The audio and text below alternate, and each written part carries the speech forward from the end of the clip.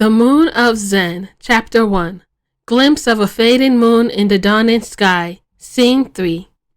Agaenaye and Omote takes Emeravwe along the tree-lined paths of the maidens' compound. They walk to the maidens' quarters where the Omote are busy cleaning and rearranging their apartments. They are supervised by the Agaenaye. Agaenaye and Omote calls to a freckled girl on one of the patios as she and Emeravwe approach.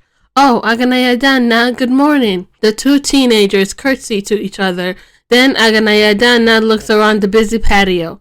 Little girls in green, the Omote, were all cleaning and moving things in and out of the apartment. The older girls in pink, the Agaenaye, directed and scolded them.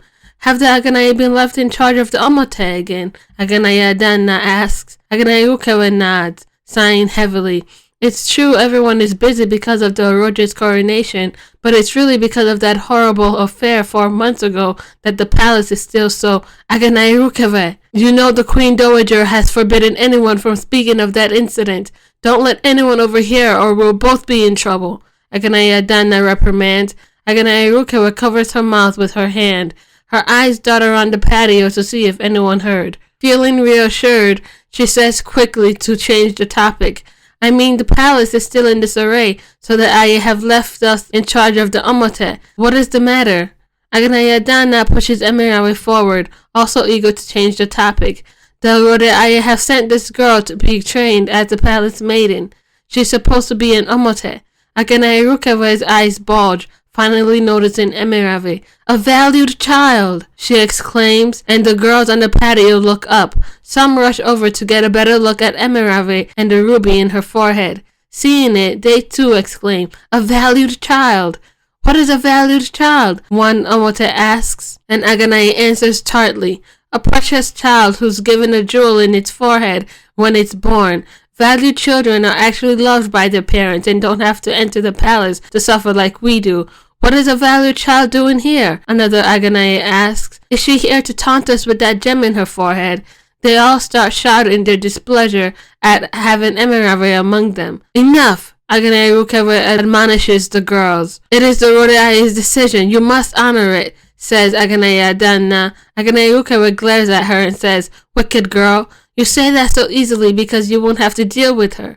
With a smile and a nod, Agaenaye and Omote turns and leaves Emeravwe with the angry girls. Emeravwe avoids their eyes to lessen her fear, but she can't keep her tears from falling. She is alone and afraid, and the aching in her head intensifies. Agaenaye dismisses the girls back to their task and calls for one Omote. Agaenaye tells the Omote to take Emeravwe to the weaver's department, and there, as she cries, she is changed into the uniform of an Omote. When they return to the maidens' quarters, Emeravwe tries to work with the other Omote, but is assailed by headaches, and they push her aside, making fun of her. "Move!"